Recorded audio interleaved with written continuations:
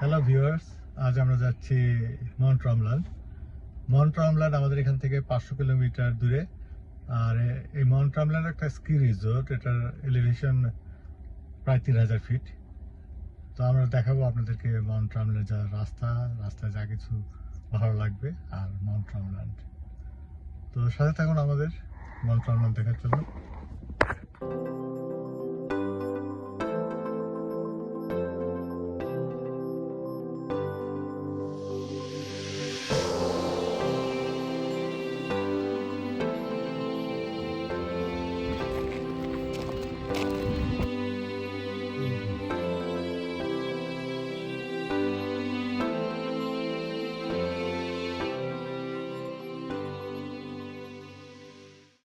আমরা রওনা হয়ে গেলাম বাসা থেকে মাউন্ট রমলানের দিকে।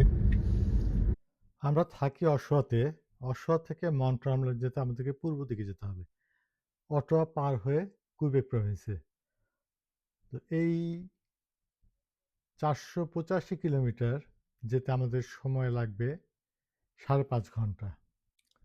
আমরা এখন যাচ্ছি ক্যানাডিয়ান শিল্ডের ভিতর দিয়ে। ক্যানাডিয়ান শিল্ড অন্টারিও এবং কুইবেক জুড়ে বিস্তৃত। ক্যানাডিয়ান শিল্ডের মোট আয়তন প্রায় 80 লক্ষ বর্গ কিলোমিটার। এই শিল্ডের ভিতরে আছে অনেকগুলো লেক এবং প্রচুর পরিমাণে খনিজ সম্পদ। চলার পথে পাহাড়ের সৌন্দর্য অতুলনীয়, বিশেষ করে পাহাড়ের সূর্যাস্ত। কানাডার অভূতপূর্ব প্রাকৃতিক সৌন্দর্যের কিছুটা ক্যামেরাবন্দি করার চেষ্টা করেছি আপনাদের জন্য। আমরা অনেকগুলো গ্রাম পার হয়ে গেছি। যাওয়ার সময় যে গ্রামের যে বন্দরগুলো, সেগুলো আপনাদের দু একটা রেকর্ড করেছি আপনাদের জন্য। আমাদের উদ্দেশ্য ছিল ফল সিজনের রং দেখা, কিন্তু আমরা একটু দেরি করে ফেলেছি। তবুও যেখানে একটু পাতা দেখা গেছে সেগুলো ভিডিও করেছি আপনাদের জন্য। সন্ধ্যার আগে আকাশের রং কি যে সুন্দর, ক্যামেরায় ধারণ করা সম্ভব না, আর ভাষায় কিভাবে প্রকাশ করব সেটা আমি ঠিক বুঝতে পারছি না। এ এক অভূতপূর্ব দৃশ্য। পৌঁছে গেছি মাউন্ট রমল্যান্ডে। ড্রাইভ-ইনটা আর দেখাতে পারলাম না রাত হওয়ার জন্য। আমরা থাকছি ম্যারিয়ট রেসিডেন্সি, যেটা রিসোর্টের ভিতরে। এটাকে বেছে নিয়েছি কারণ রিসোর্টের ভিতরেই থাকতে চেয়েছি। জায়গাটা অনেক সুন্দর, রাত হওয়ার জন্য বুঝতে পারছেন না। কালকে আপনাদের ঘুরে দেখাবো। আমরা যাচ্ছি এখন রুমের দিকে। আমাদের 205B রুম নাম্বার।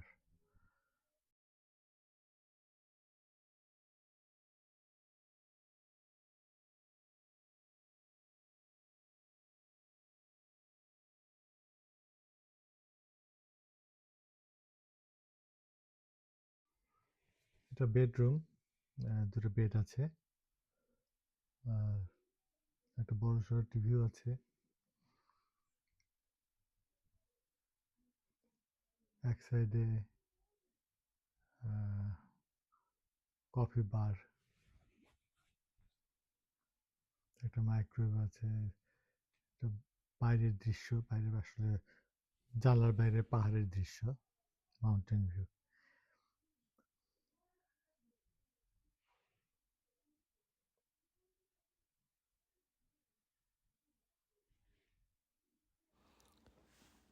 এতক্ষণ যে রুমটাকে আপনাদেরকে দেখালাম সেটা একটা ডাবল অকুপেন্সি, ওখানে আমরা 4 জন থাকতে পারবো। আর এই রুমটা, এখন যে রুমটা দেখাচ্ছি, এটা একটা সুইট। এটাতে একটা বেডরুম, একটা লিভিং রুম আর একটা কিচেন আর ব্যালকনি আছে। আর এটা যেহেতু রিসোর্টের ভিতরে, ব্যালকনিতে গেলেই আপনারা দেখবেন বিভিন্ন যে রিসোর্টের ভিতরে রেস্টুরেন্ট, ক্লাবগুলোর মিউজিকগুলো সেগুলো সব শোনা যাচ্ছে। একটু পরে আমরা ব্যালকনিতে গেলে আপনারা শুনতে পারবেন।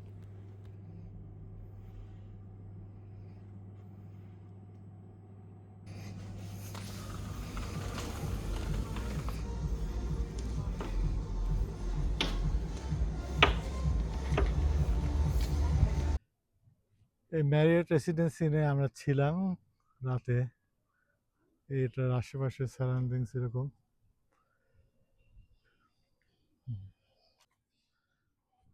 এখানে স্কি রিসোর্ট ভিলেজটা, এটা সুন্দর।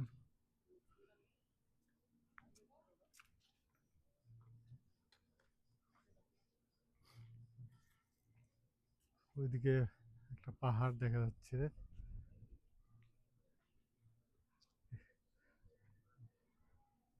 এখানে একটা হোটেল হলিডে ইন এক্সপ্রেস।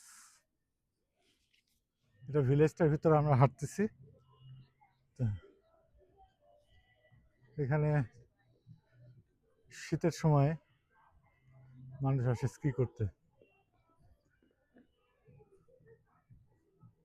যে এখানে কিভাবে যায়, যে যে বেঞ্চের মধ্যে দেখছেন এটার উপরেই একটা এখানে ডিসপ্লে করছে দেখার জন্য। এটার উপর এরকম একটার উপরে বসে স্কি ইকুইপমেন্ট নিয়ে বসে থাকলে মানুষ একেবারে পাহাড়ের উপরে এটাই নিয়ে যায়, ওখান থেকে স্কি করে আবার স্লাইড করে নিচে নামে পাহাড়ে। এখানে বিভিন্ন রেস্টুরেন্ট আছে যারা স্কি করতে আসে বা সামারে আসলে আপনি বেড়ানোর জন্য সুন্দর একটা জায়গা। এখন ফল, আমরা ফলের কালার এখন পাওয়া যাচ্ছে না, গাছের পাতা সব ঝরে গেছে। কয়েকদিন আগে আসলে বিভিন্ন সুন্দর রং হতো। এদিক দিয়ে পাহাড়ে ওঠা যায়। বিভিন্ন দোকান, এটা একটা কাপড়ের দোকান।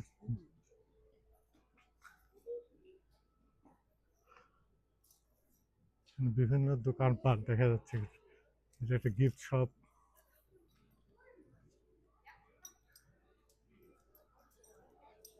এখানে একটা কফি শপ, ক্যাফে।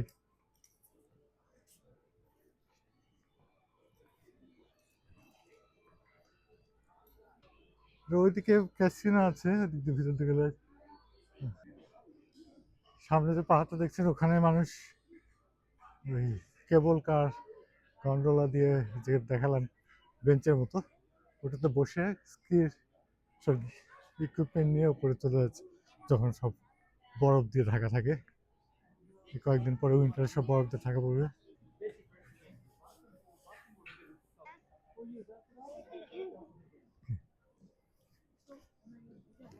বিভিন্ন হোটেল, এটা নতুন কিছু একটা হচ্ছে।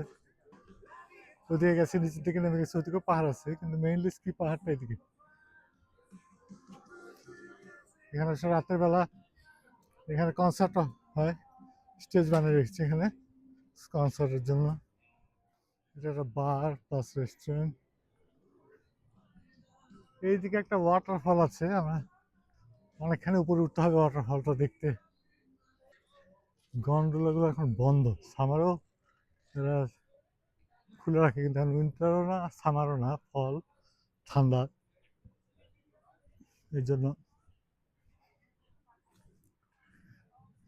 এই দিকটাতে সুন্দর সব এগুলো বিভিন্ন হোটেল থাকার জায়গা। পুরো ভিলেজটা এদিকে দেখা যাচ্ছে। ওই চূড়ায় যে ওখান থেকে বরফ ঢাকা থাকলে স্কি করে সবাই। ওই যে ওয়াটারফল দেখা যাচ্ছে, দেখি আমরা কাছে যেতে পারি নাকি। অনেকখানি উপরে উঠতে হবে। এদিক তো একটা গন্ডোলা স্টেশন, এটা এখন বন্ধ।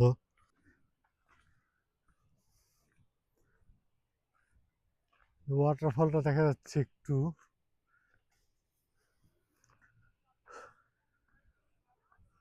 অনেক দূরে উঠে এসেছি, অনেক মোটামুটি খাড়া এই দিকটা। ওই যে ওয়াটারফলটা, এই কাছাকাছি যাওয়া যায় নাকি, চেষ্টা করি। কাছাকাছি কিন্তু সিঁড়ি করা আছে দেখা যাচ্ছে এখান থেকে, মানে শব্দ পাওয়া যাচ্ছে ওয়াটারফলের। ঠান্ডাও আছে আজকে, তাপমাত্রা হলো 0, মাইনাস হয়নি, 0। এখান থেকে নিচের দিকে দেখা যাচ্ছে এখানে কয়েকটা স্টেপ সিঁড়ি বানানো হয়েছে মানুষের সুবিধার জন্য। সিঁড়ি দিয়ে যাই এই পর্যন্ত ট্রেন। এখান থেকে লিখছে ট্রেন ক্লোজড। এই যে আমরা এখন কতটাই উঁচুতে উঠেছি আমরা।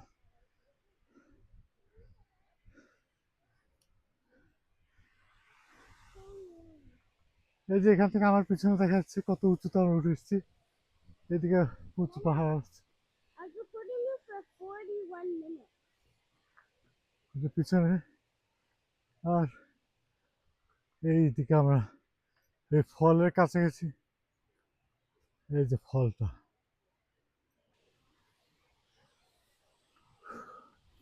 ট্রেনটা এই পর্যন্তই খোলা আছে, ওইদিকে ট্রেন আছে কিন্তু বন্ধ। ওই দিকটা একটা ট্রেন নিচে নেমে গেছে। এই যে পানিটা যাচ্ছে এখান দিয়ে, কোনো একটা নদীতে গেছে মনে হচ্ছে। পানিগুলো এখানে পড়ছে এদিকে।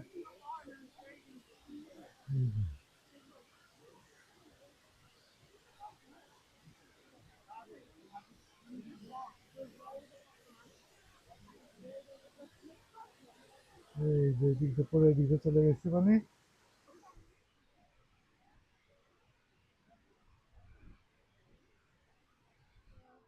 এখান থেকে দৃশ্য অনেক সুন্দর। ওইখানে একটা লেক ওই দেখা যাচ্ছে। দিনের চেয়ে রাতের দৃশ্য খুবই সুন্দর রিসোর্টের ভিতরে।